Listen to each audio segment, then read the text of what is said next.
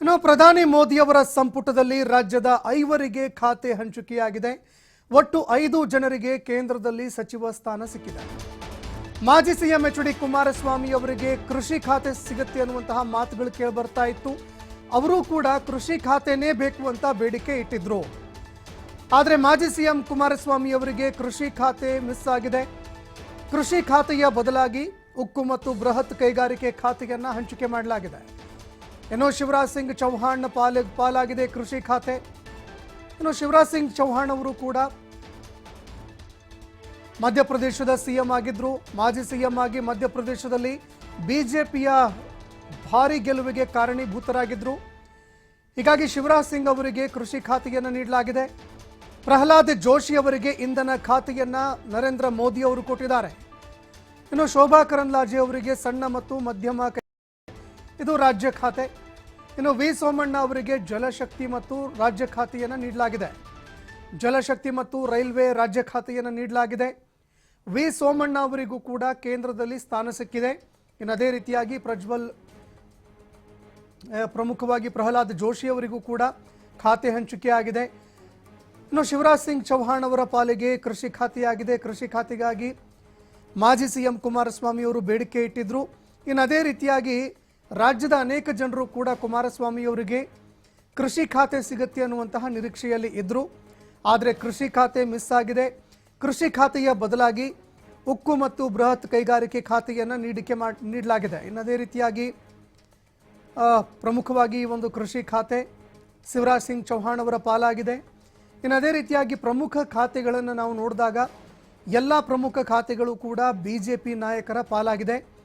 ಇನ್ನು ಅದೇ ರೀತಿಯಾಗಿ ಮಾಜಿ ಸಿಎಂ ಕುಮಾರಸ್ವಾಮಿ ಅವರು ಕೂಡ ಇವತ್ತು ಪ್ರಮಾಣ ವಚನ ಸ್ವೀಕಾರ ಮಾಡಿದ್ದಾರೆ. ಶೋಭಾ ಕರಂದ್ಲಾಜೆ, ಅದೇ ರೀತಿಯಾಗಿ ವಿ ಸೋಮಣ್ಣ, ಇನ್ನು ಪ್ರಹ್ಲಾದ್ ಜೋಶಿ ಅವರು ಕೂಡ ಇಂಧನ ಸಚಿವರಾಗಿ ಪ್ರಮಾಣ ವಚನ ಸ್ವೀಕಾರ ಮಾಡಿದ್ದಾರೆ. ಕರ್ನಾಟಕದಲ್ಲಿ ಒಟ್ಟು 5 ನಾಯಕರಿಗೆ ಕೇಂದ್ರದಲ್ಲಿ ಸ್ಥಾನ ಸಿಕ್ಕಿದೆ. ಕೇಂದ್ರದ ಸಚಿವರಾಗಿ ಒಟ್ಟು 5 ಜನರು ಇವತ್ತು ಪ್ರಮಾಣ ವಚನವನ್ನು ಸ್ವೀಕಾರ ಮಾಡಿದ್ದಾರೆ.